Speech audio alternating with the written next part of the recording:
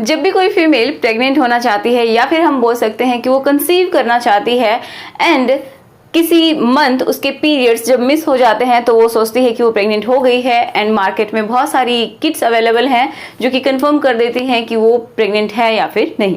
तो इस तरीके से जब वो टेस्ट करके देखती है एंड टेस्ट पॉजिटिव निकलता है कि येस सी इज प्रेग्नेंट, मतलब जो लेडी है वो प्रेग्नेंट है, तो उसको लगता है कि येस वो प्रेग्नेंट है। बट कभी कभी ऐसा क्या होता है कि वो जो लेडी है वो प्रेग्नेंट तो हो गई है, उसका जो टेस्ट है वो पॉजिटिव आ रहा है, लेकिन क्या है कि उसका जो यूट्रस है, जो गर्भाशय है या फिर हम बोल सकते हैं जो बच्चेदानी है, उसमें बच्चा है ही नहीं। जब वो डॉक्टर के पास जाती है अल्ट्रासाउंड के लिए तो डॉक्टर बोलते हैं कि इसमें गर्भाशय में बच्चा है ही नहीं। तो सबको यकीन नहीं होता कि डॉक्टर्स ऐसे ही पैसे बनाने के लिए कुछ भी बोल रहे हैं। ऐसा थोड़ी हो सकता है कि गर्भाशय में बच्चा नहीं है, मेरा टेस्ट पॉजिटिव आ रहा है। तो कॉमनली अगर हम देखें तो ये चीज़ समझ में नहीं आती है क्योंकि हमने यही सुना है कि जब भी प्रेग्नेंट होते हैं तो बच्चा यूट्रस में ही होता है, जो फीटस होता है वो यूट्रस में ही होता है। लेकिन ऐसा होता है 2% केसेस में, जब फीमेल प्रेग्नेंट मतलब जो प्रेगनेंसी टेस्ट है वो पॉजिटिव आ रहा है, लेकिन उसके बावजूद भी जो फीटस है, जो बच्चा है वो यूट्रस में नहीं है। तो फिर बच्चा गया कहाँ? तो आज के वीडियो में हम यही जानेंगे कि ये किस तरीके की प्रेगनेंसी होती है एंड इसको क्या बोलते हैं। तो इसको सबसे पहले मैं बता देती हूँ क्या बोलते हैं, एक्टोपिक प्रेगनेंसी, या फिर हम बोल सकते हैं अस्थानिक प्रेगनेंसी, मतलब जहाँ पे इसका स्थान होना चाहिए, जहाँ पे एक नॉर्मल प्रेगनेंसी होती है कि यूट्रस में जाके बच्चा एम्बेड हो जाता है, चिपक जाता है, वहीं पे प्रेगनेंसी होनी चाहिए, लेकिन ऐसा नहीं होता है। यूट्रस के अलावा कहीं और प्रेगनेंसी होती है तो उसको हम बोलते हैं एक्टोपिक प्रेगनेंसी। ऐसा होता है 2% केसेस में, मतलब 98% जो फीमेल होती हैं वो नॉर्मली प्रेग्नेंट होती हैं, बट 2% फीमेल की अगर बात करें तो इस तरह की प्रेगनेंसी हो सकती है। तो आज के वीडियो में हम यही बात करने वाले हैं कि एक्टोपिक प्रेगनेंसी होती क्या है एंड अगर ये हो गई है तो क्या जो यूट्रस से बाहर कहीं पे भी जो फीटस है, जो बच्चा है, क्या उसको यूट्रस में लाया जा सकता है, मतलब जो बच्चेदानी है उसके अंदर ला सकते हैं या फिर नहीं, कितनी डेंजरस होती है ये, इसके बारे में बात करेंगे एंड ये भी देखेंगे कि होती क्यों है, क्या इसके कारण होते हैं, क्या रिस्क फैक्टर्स होते हैं जिनकी वजह से ये प्रेगनेंसी होती है एंड इसको कैसे समझा जाए कि ये प्रेगनेंसी हो चुकी है, मतलब एबनॉर्मल प्रेगनेंसी हो चुकी है। और हमें इसके बारे में बात करना है कि इसका ट्रीटमेंट क्या हो सकता है, अगर ये हो गई है तो इसका ट्रीटमेंट क्या होगा। तो सब आज के वीडियो में हम बात करने वाले हैं। तो चलिए शुरुआत करते हैं आज के वीडियो की। So my name is Ekta and आपका हम सबका YouTube channel study with me. तो चलिए सबसे पहले देखते हैं कि एक नॉर्मल प्रेगनेंसी क्या होती है। तो अब हम बात करते हैं कि एक नॉर्मल प्रेगनेंसी किस तरीके से होती है। तो इस डायग्राम से तो आप बहुत अच्छे से परिचित होंगे, आप समझ चुके होंगे कि डायग्राम कौन सा है, फीमेल रिप्रोडक्टिव सिस्टम का है। ओके, तो एक नॉर्मल प्रेगनेंसी क्या होती है कि जब स्पर्म्स यहाँ थ्रू विजाइना एंड ट्रेवल करते हैं यूट्रस के अंदर, ठीक है, ये क्या है, विजाइना, सर्विक्स, ठीक है, जिसको हम बच्चेदानी का मुंह भी बोल सकते हैं, ये बच्चेदानी होती है जिसको हम यूट्रस भी बोल सकते हैं, गर्भाशय भी बोल सकते हैं, फैलोपियन ट्यूब, एंड ये होती हैं ओवरीज, ठीक है। ये दो जो होती है फैलोपियन ट्यूब होती हैं, ये दो ओवरीज होती हैं, एक यूट्रस होता है, समझ पा रहे हैं। तो एक नॉर्मल प्रेगनेंसी में क्या होता है कि जब स्पर्म्स इस तरीके से ड्यूरिंग सेक्सुअल इंटरकोर्स जब एंटर करते हैं फीमेल के यूट्रस में, एंड फीमेल आप सबको पता है कि हर मंथ में क्या करती है, एक एग को रिलीज करती है नॉर्मली। ओके, तो कभी इस ओवरी से तो कभी इस ओवरी से एक एग हम बोल सकते हैं, एक ओवम रिलीज होता है। तो ये जो ओवम जब रिलीज होता है तो यहाँ पे ये जो फिंगर लाइक जो स्ट्रक्चर्स दिखाई दे रही हैं ये इनको पकड़ लेती हैं, ठीक है। जब ये एग रिलीज होता है उसको हम बोलते हैं ओव्यूलेशन। तो जब ये यहाँ पे पकड़ के लेके जाते हैं, यहाँ पे छोटे छोटे बाल के जैसे स्ट्रक्चर होते हैं, तो वो क्या करते हैं, इसको आगे मूव कराने में हेल्प करते हैं, ठीक है। तो इस तरीके से ये आगे मूव करता है एंड इसमें एक स्पेशल तरीके का मूवमेंट होता है जिसको हम बोलते हैं पेरिस्टाल्टिक मूवमेंट।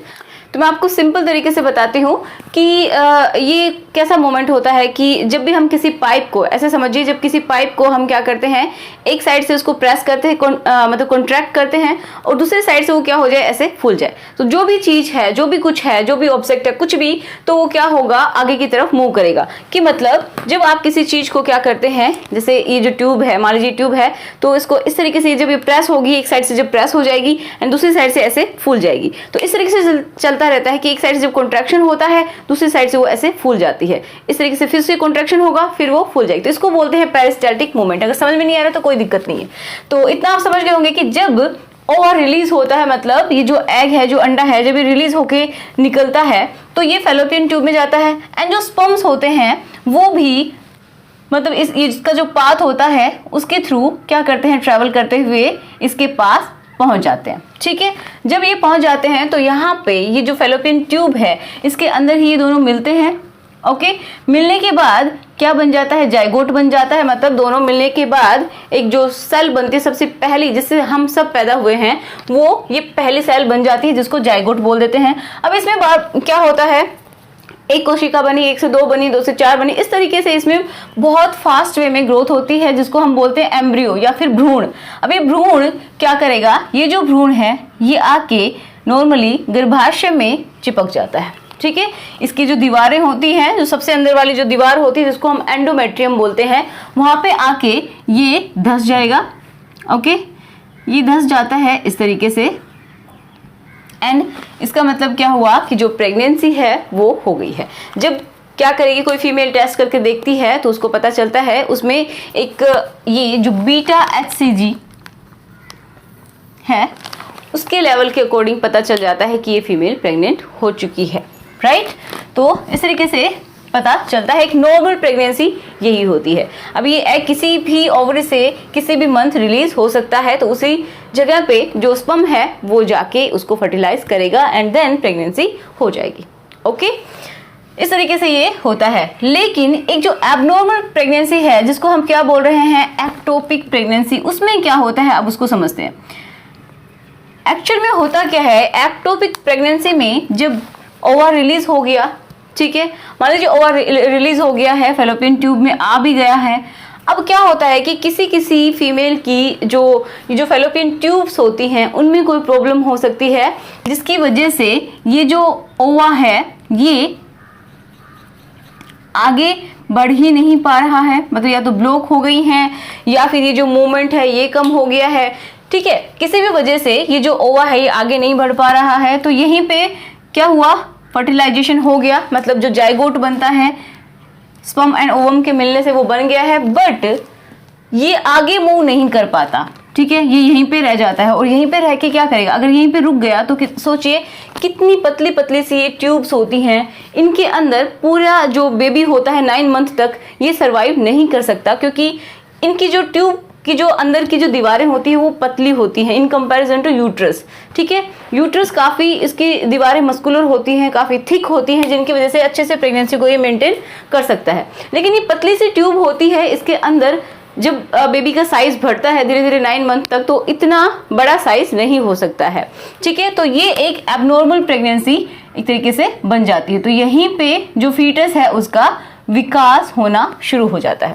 तो अब आप सोच सकते हैं, पिक्चर्स भी मैं आपको दिखाऊंगी कि यहाँ पे आपको दिखाई दे रही है कि जो प्रेगनेंसी है ट्यूबल प्रेगनेंसी भी इसको हम बोल सकते हैं, मतलब ट्यूबुलर प्रेगनेंसी भी बोल सकते हैं, कि जो फैलोपियन ट्यूब है इसके अंदर ही प्रेगनेंसी हो गई है। तो मेनली जरूरी नहीं है कि हमेशा फैलोपियन ट्यूब के अंदर ही हो। अब मैं आपको बताती हूँ कितने टाइप की हो सकती है। तो मतलब यूट्रस के अलावा कहीं भी अगर प्रेगनेंसी हो गई है तो उसको हम एक्टोपिक प्रेगनेंसी बोलते हैं। हो सकता है कि इस रीजन में कहीं पे ये हमारा जो एम्ब्रियो बना था वो किसी तरीके से पहुंच गया हो। कभी कभी क्या होता है कि ये जो एम्ब्रियो होता है, मतलब जो भ्रूण होता है, वो यहीं पे फैलोपियन ट्यूब में रह जाए। किसी किसी केस में हो सकता है कि ये इन फिम्ब्रीज के अंदर यहीं पे अटक के रह जाए। ठीक है, यहीं पे फर्टिलाइजेशन हो जाए। कभी कभी बहुत ही रेयर होता है जब ओवरीज के अंदर भी हो सकता है कि प्रेगनेंसी हो गई हो, मतलब जो हमारा जो भ्रूण बना है, जो आने वाले टाइम में क्या बनने वाला, बेबी बनने वाला होता है, तो वो यहीं पे रह गया हो। ऐसा बहुत रेयर होता है, बहुत कम होता है। कभी कभी ये जो मैंने यहाँ पे जो स्ट्रक्चर बनाई है बच्चेदानी का मुंह, जिसको हम सर्विक्स बोलते हैं, कभी कभी यहाँ पे भी जो प्रेगनेंसी है वो हो जाती है। इस तरीके से फीटस यहाँ पे जाके भी चिपक सकता है। तो यहाँ पे प्रेगनेंसी आप सोच सकते हैं कि कैसे मेंटेन होगी। ये ऑलरेडी यहाँ पे बिल्कुल यहाँ से वजाइना शुरू हो जाती है इसके नीचे से, तो प्रेगनेंसी हो ही नहीं सकती। बच्चेदानी के मुंह के ऊपर प्रेगनेंसी बिल्कुल भी सर्वाइव नहीं कर सकती, क्योंकि इसको जो खाना चाहिए, जिस तरीके से इसका साइज बढ़ेगा, तो ये जब बच्चेदानी का मुंह ही खुल जाएगा तो प्रेगनेंसी किस तरीके से सर्वाइव करेगी, नहीं हो सकता। ओके, तो आप समझ गए होंगे। मतलब हो सकता है एक और इम्पोर्टेंट बात कि मतलब यूट्रस से बाहर कहीं पे भी, ट्यूब के अंदर, ओवरीज के अंदर हो सकता है, ये जो फिम्बरी मैंने बोला है, जो फिंगर लाइक स्ट्रक्चर दिखाई दे रही है, इनके अंदर यहाँ पे भी अटक के जो एम्ब्रियो है वो रह सकता है, या फिर यहाँ पे प्रेगनेंसी हो सकती है सर्विक्स के ऊपर। ओके, या फिर क्या हो सकता है कि जो फीमेल बॉडी है, ठीक है, तो ये वाला रीजन होता है हमारा पेल्विक वाला रीजन, लोअर एब्डोमेन जिसको बोलते हैं हम, मतलब ये चेस्ट वाला, एंड यहाँ पे हमारे स्टमक वगैरह ये सब होते हैं। नीचे का जो रीजन होता है, यहीं पे क्या होता है, यूट्रस होता है। ये पूरा का पूरा जो सिस्टम है ये यहाँ पे ही प्रेजेंट होता है, राइट। इस तरीके से रफ से मैंने बना दिया है। अब देखो, ये यूट्रस से बाहर कहीं पे भी अगर प्रेगनेंसी होती है, मतलब हो सकता है कि हम बोल सकते हैं कि पेट में बच्चा जा सकता है। समझ पा रहे हैं इस चीज को, कि जो कैविटी होती है, अंदर एक खाली जगह होती है जिसके अंदर हमारा रिप्रोडक्टिव सिस्टम भी होता है। ओके, तो यहाँ पे भी प्रेगनेंसी हो सकती है किसी भी तरीके से, वो बाहर, यूट्रस से बाहर, एंड जो एब्डोमिनल कैविटी हम इसको बोलते हैं, मतलब जब खाली जगह होती है उसको हम कैविटी बोलते हैं।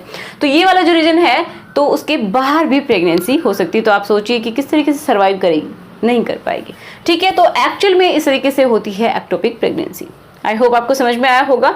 कुछ पिक्चर्स भी मैंने दिखाई हैं जिनकी हेल्प से आपको समझ में आ गया होगा कि ये प्रेगनेंसी किस तरीके से होती है। तो चलिए समझते हैं कि इसके रिस्क फैक्टर क्या है, मतलब किस वजह से ये प्रेगनेंसी हो सकती है। एंड पहले हम जानते हैं कि इसका ड्यूरेशन क्या है, मतलब कितने टाइम तक ये प्रेगनेंसी रहेगी, मतलब सर्वाइव कितने दिन तक करेगी। ठीक है, तो ड्यूरेशन होता है एक्टोपिक प्रेगनेंसी में लिखा है EP से, इसका ड्यूरेशन है ये बस इतने ही मंथ के लिए सर्वाइव कर सकती है, मतलब 1.5 मंथ से लेके 2 मंथ तक ही ये सर्वाइव कर सकती है। मतलब अराउंड 8 वीक्स में पता चल जाता है, क्योंकि ये बहुत ही खतरनाक प्रेगनेंसी होती है।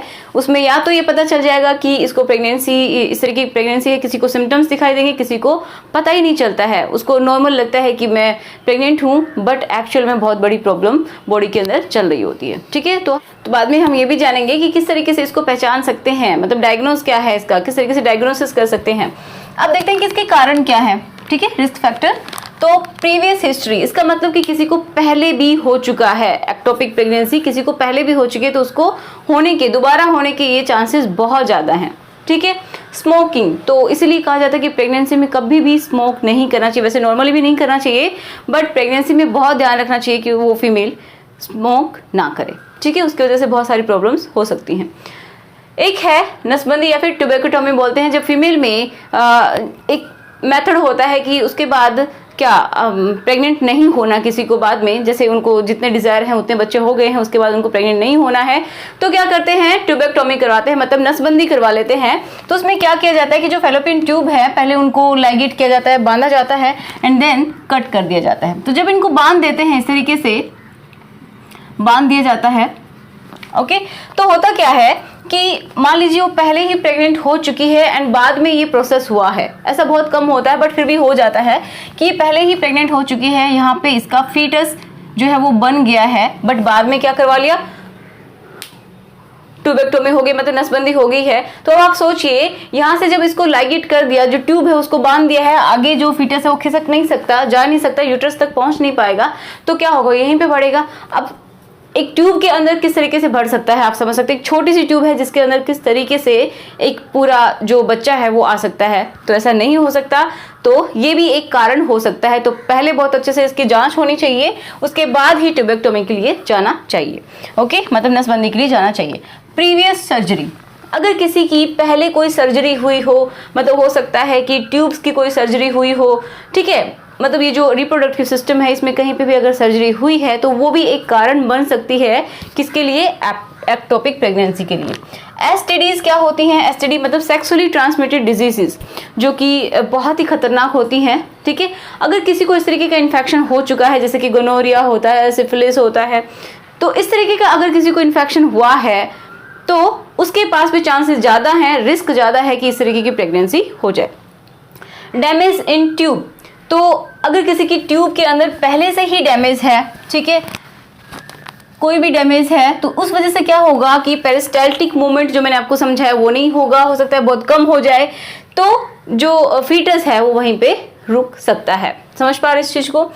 नेक्स्ट है कॉन्ट्रासेप्टिव कोपर्टी, मतलब जैसे कॉन्ट्रासेप्शन के लिए यूज किया जाता है कि एक टेम्परेरी मेथड होता है कि प्रेगनेंसी को किसी तरीके से रोका जाए, कि किसी फीमेल को अगर प्रेग्नेंट नहीं होना है लेकिन उसको इस तरीके से नसबंदी भी नहीं करवानी है, तो मोस्टली क्या करते हैं लोग कि ये जो कोपर्टी इस तरीके की एक डिवाइस होती है, आप पिक्चर में देखिए, वो यहाँ पे लगाई जाती है, यूट्रस के अंदर इंसर्ट कर दी जाती है, जिसकी वजह से क्या होता है, प्रेगनेंसी नहीं होती है।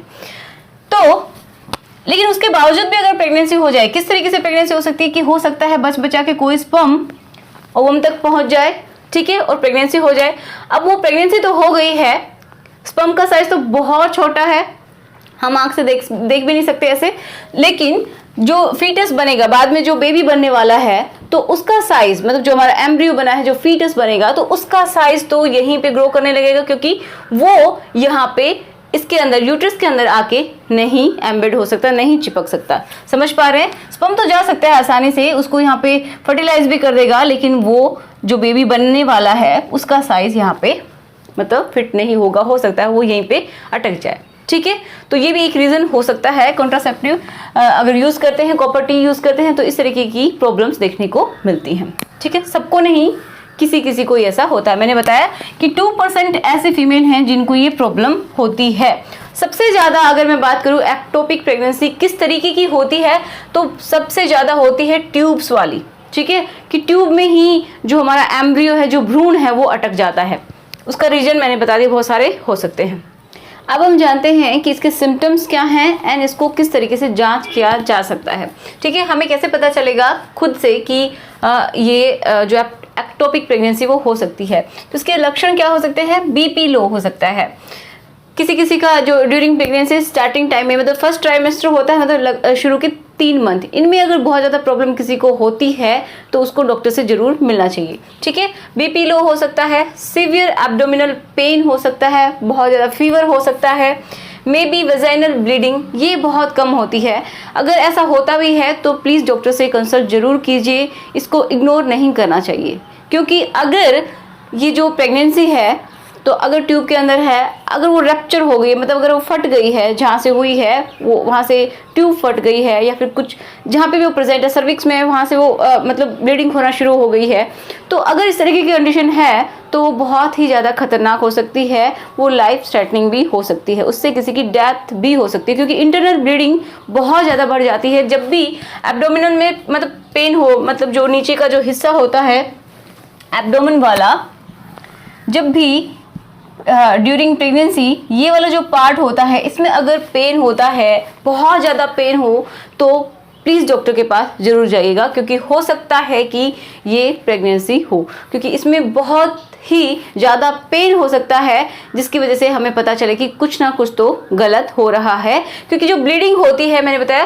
किसी किसी में तो वेजाइनल ब्लीडिंग हो सकती है, अगर मान लीजिए सर्विक्स के ऊपर जो बच्चा है वो है, तो वो वहाँ पे सर्वाइव नहीं करेगा, हो सकता है वो थ्रू ब्लीडिंग निकल जाएगा, राइट।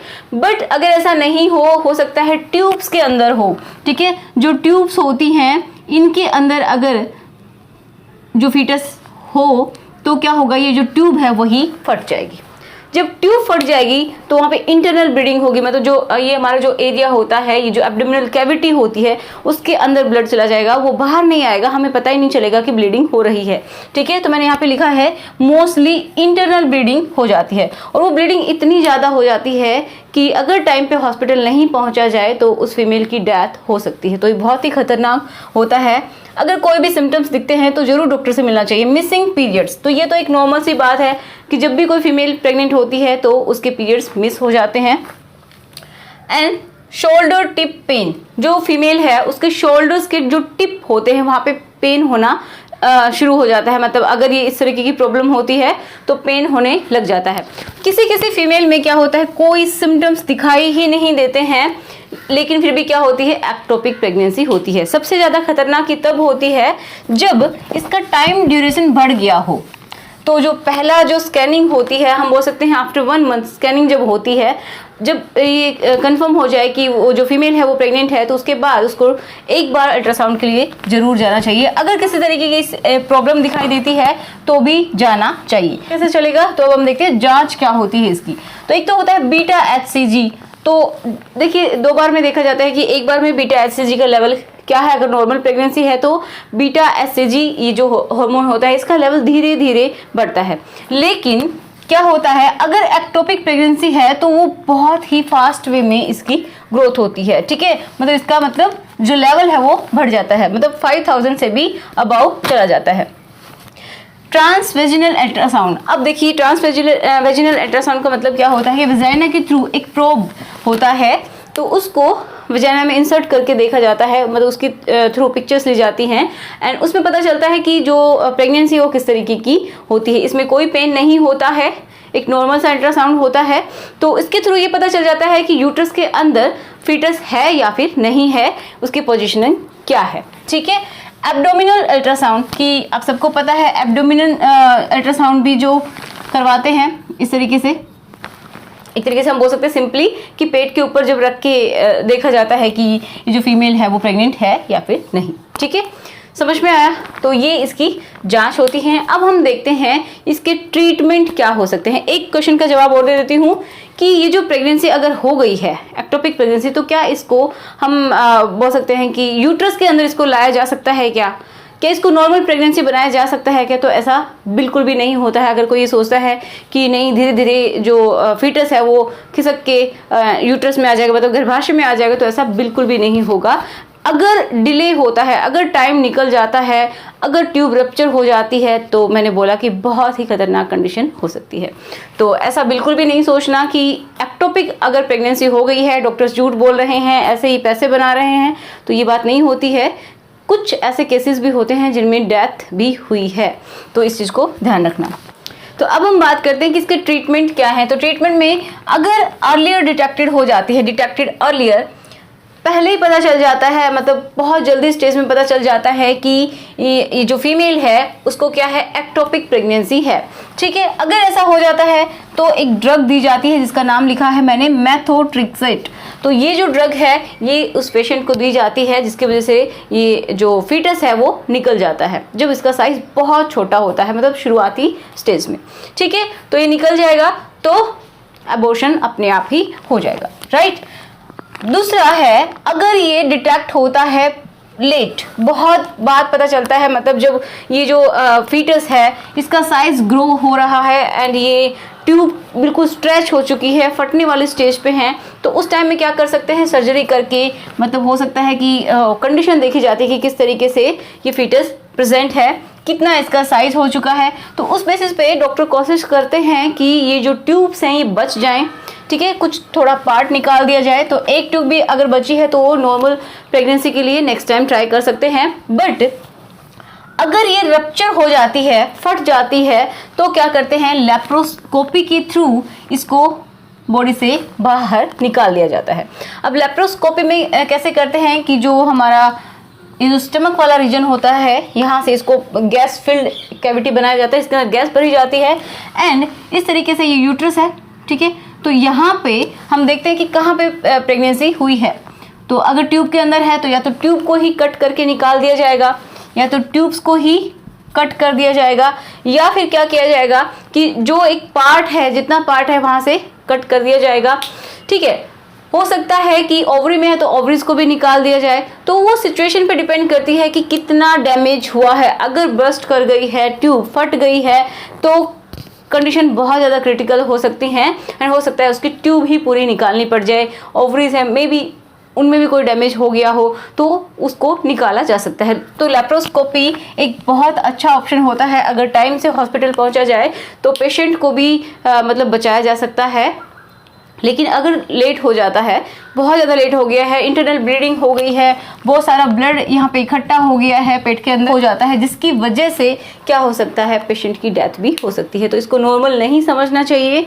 अगर ऐसा है तो ये बिल्कुल भी नहीं समझना चाहिए कि इसको नॉर्मल बनाया जा सकता है, क्योंकि कुछ लोग अवेयर नहीं है, इसके बारे में नहीं पता है, तो सोचते हैं कि हो सकता है डॉक्टर ऐसे ही बोल रहे होंगे, बाद में ये प्रेगनेंसी नॉर्मल सब हो जाएगी। ठीक है, पहले के ज़माने में क्या बच्चे नहीं होते थे, ये एक कॉमन सा डायलॉग होता है, बट ये हर जगह काम नहीं आता है। क्रिटिकल प्रॉब्लम्स भी हो सकती हैं, तो इन सब का ध्यान रखा जाए। तो आज का हमारा वीडियो यहीं तक था। आई होप आपकी हेल्प हुई होगी। अगर आपके लिए हेल्पफुल है तो आप भी दूसरों की हेल्प जरूर कीजिए, इसको जितना हो सके शेयर कीजिए। हो सकता है किसी की हेल्प हो जाए, किसी को पता चले कि ये प्रॉब्लम अगर होती है तो एक्टोपिक प्रेगनेंसी हो सकती है, थोड़ी सी अवेयरनेस लोगों में फैले, तो प्लीज़ इसमें मेरी हेल्प कीजिए। So thanks for watching.